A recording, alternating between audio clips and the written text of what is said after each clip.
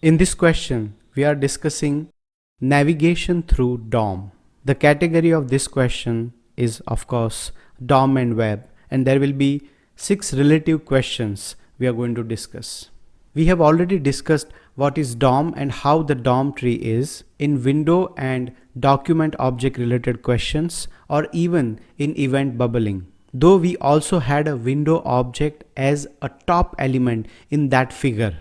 But here we have to concentrate on everything below the document object as we are discussing navigation or traversal through the DOM tree. So the document object will be the entry point. Let's create a program and then we also see the same code as a DOM tree. This is the output of the code which I am going to show you in a moment. We have 2 divisions, the first and second division. Inside the first division, we have an unordered list inside which we have 2 LIs. Whereas in second division, we have an input and a command button. Let's check the code now. It is the very same thing. The only thing is I have given an ID to the first division, that is div1, which we will use in future. And also I have configured a function on click event of the button where we can try few statements. So this code, if we imagine as a DOM tree, this is how it looks. Below the document, we see that the HTML is the main element, inside which we have the head and the body. They are at a same level. Inside body, we have division and also the script. So this is how the DOM tree looks. And inside each division, you see that there are H1s and LIs and inputs and buttons. So this is what a DOM tree would look for the same code. Now let's talk about few terminologies used while we want to navigate through the DOM.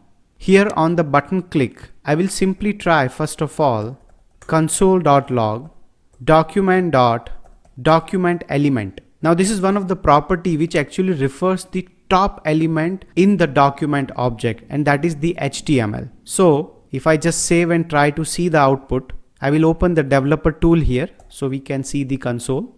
We'll refresh the screen and click on the button to see that what exactly this document element shows. Now you see that it displays the content of HTML right from the beginning of HTML till the end. So this means the document element property can refer the topmost node in the DOM tree below the document, remember. Now we can try one more property with document, and that is the body. I can say body or even document.head.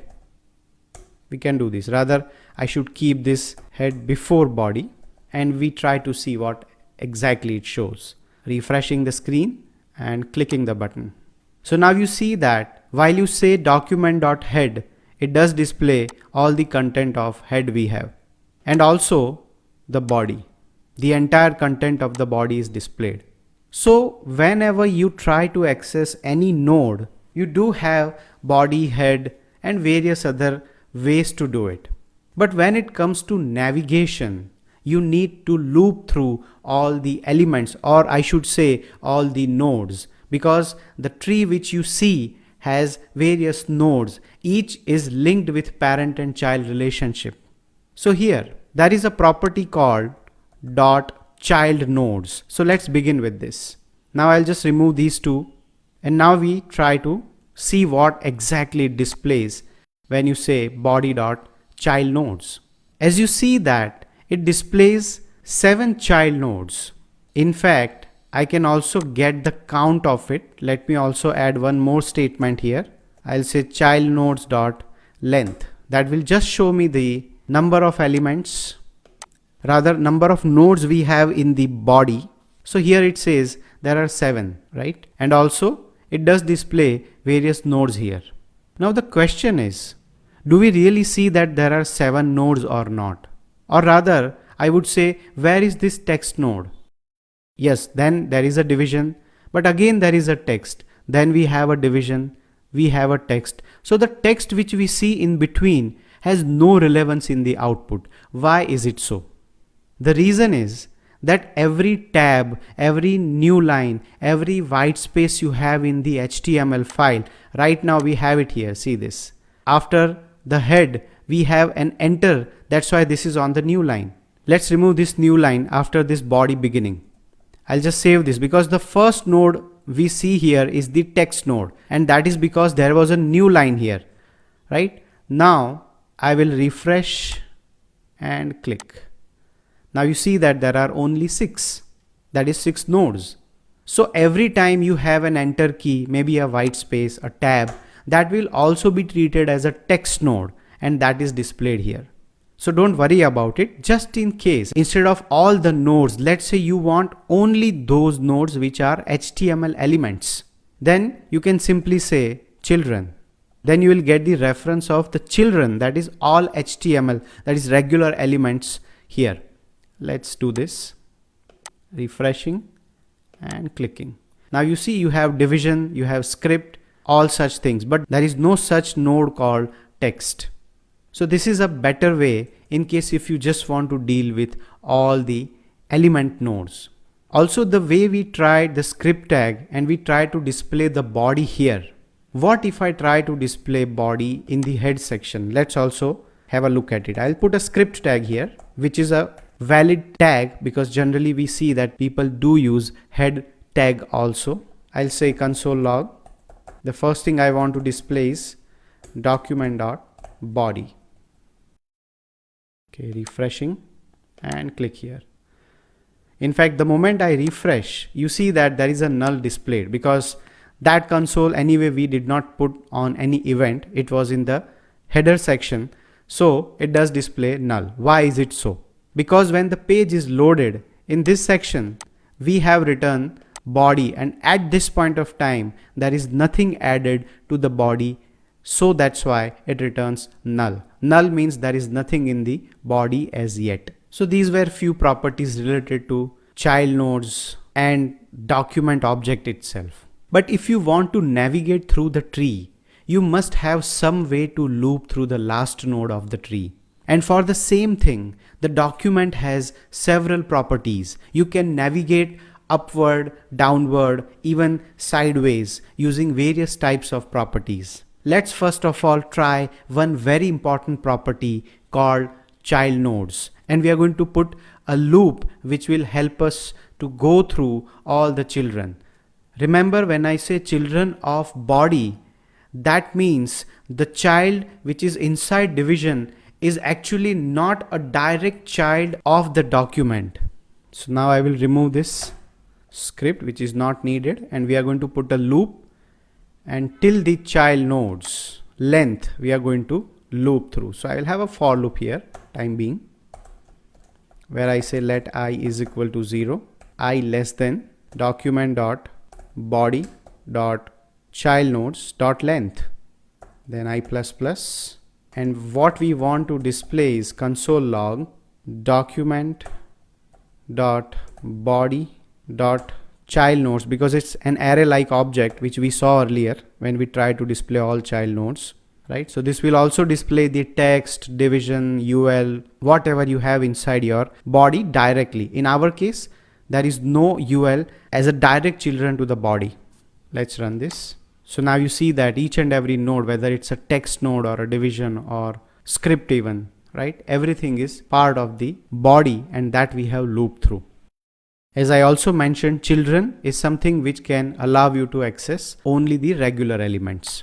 JavaScript also has various other properties which we are going to try now. Right now we have tried all these methods with body, but we can try all these methods for this division also, and that's the reason why I have already taken an ID of division. So let's do that. I will just get the reference of division all the time. I'll say let, or rather const div1. This is the reference of division 1, and I will say document dot get element by ID and div1. So now we have the reference. Imagine that instead of document dot body, I just want to give div1. That's it. So now this will give you all the details of div1, all child nodes of div1. Let's save this and try it. So now what do we have in div1? We have the enter, that is the text node. We have h1. Again, there is a new line, so text. Then we have ul, and then we have text. Now see this. Li is not a direct children of div1, right? It is actually called as descendant because it is a grandchild. So we call this as a direct child, whereas this is the descendant. So n level of children we may have in a DOM tree, but when you say child nodes, it's going to give you list of the direct children only. To access the children, we do also have other properties. Let's try two properties here, first child and last child, and see what happens. Now we are going to try with div only rather than using the document.body. We go with div. So here I'll say console log div1 dot first child. Now which is the first child? That's the question. The first child will be the text node because there is an enter, there is a new line here, right? So if I run this, it's going to tell me the text. You can explore this text to know that what does it contain, and as you can see that it contains only the new line character. So white spaces, right, all such things are actually the text nodes added in the DOM tree, but we don't want that. Let's say we want a proper element, not every node we want to have as an output. Then we do also have first element child property. You would generally see that if there is a first child, then there is also first element child. If there is a last child, you will see that last element child. So this element, when you add, it's going to return the proper element, not any other text node, right? Let's do this. Now if you click, you see the first proper element, right, regular element we have in the div1 is h1. So that is returned. Similarly, the way we have first child, we do also have last child and last element child. So to access the children, to access the child, you have first child, first element child, and last element child properties of any DOM tree node. Even with these elements, you have a property called node name, right? If you say node name, it will return the node name of it. Let's run this and see how does it work. It says h1. There is also a property called node type, which returns type of node. There are various types which I will just list out in a moment. So it returns 1. There is a table which I will show at the end in the relative questions where you will get the idea what are the different node types we have. But it does return the node type. So any element you access like first child or first element child or even last child, you have node name, node type and various other properties which you can refer. These are actually properties which allow you to access the children. The way we have used children property which allow you to access the child nodes by various means, you do have sibling related properties. Let's say with div1, I just want to say which is the next sibling of div1. So here we have div1.next sibling, which is the same level element that will be the sibling of division 1, right? So this division is the sibling of this and that's the next sibling. So if you run this, you should get div1, but you are not getting it here. The reason is, again, after the div1, there is a new line. There is a text node, which is again a sibling of it. So now you do have the same thing here, next element sibling, which will return a proper element. So now if I click here, we have the division. It doesn't return the text node. So for accessing siblings, we have next element sibling, previous sibling and previous element sibling also. And to access the parent nodes, we do have properties like parent node or parent element. For example, for this, I just want to have which is the parent node of it, right? A node can be anything, but the element will be a proper element. So we do also have parent element as well. Now in our case, it might be the same. So let's just save this and see the output, right? So this is the parent node and this is the parent element, that is the body. So we have seen that there are various ways to access children's siblings or parents. In the relative questions, we'll still discuss few more possibilities while navigation. By looking at this figure, I would like to explain few terminologies here, like these two divisions. Here document is the parent of all these elements. Now division is a child, so you will see that these two divisions are children of the body. Now these two divisions are also sibling, that is they are at a same level. Like for example, this H1 and UL is a sibling. There is a next sibling like this or a previous sibling like this. Even in division 2 we have H1 input and button, they all are sibling. So the button is a next sibling of this input and H1 is a previous sibling of input. Let's discuss the relative questions of this topic. The first question is, what is a node in DOM tree, and explain different types of nodes. So following are the most important node types. Each element and also the text node which we have seen, everything is actually a node in a DOM tree, but not every node is an element as well, right? There is a text node or there is an element, an HTML element. These are the different node types. So when we try to display node type in one of the case, we received 1, and the reason is that was the element node, that's why it was showing 1. Next question, how can you access next same level element for a given node element? We have already seen that if we want to access the same level element, we have next element sibling or next sibling, but here we want to access just the element, that's why we say next element sibling, which will allow us to access the same level node element. The third question is, what is the difference between child nodes and children property? So child nodes actually returns all the nodes, whether it is a text node or a regular element, whereas children returns only those which are regular HTML elements. That is the difference. Fourth question, how can you check whether an element has a child nodes or not? So now we do use child nodes.length also, but we have a method called has child nodes. This method allows us to check whether the element has nodes or not.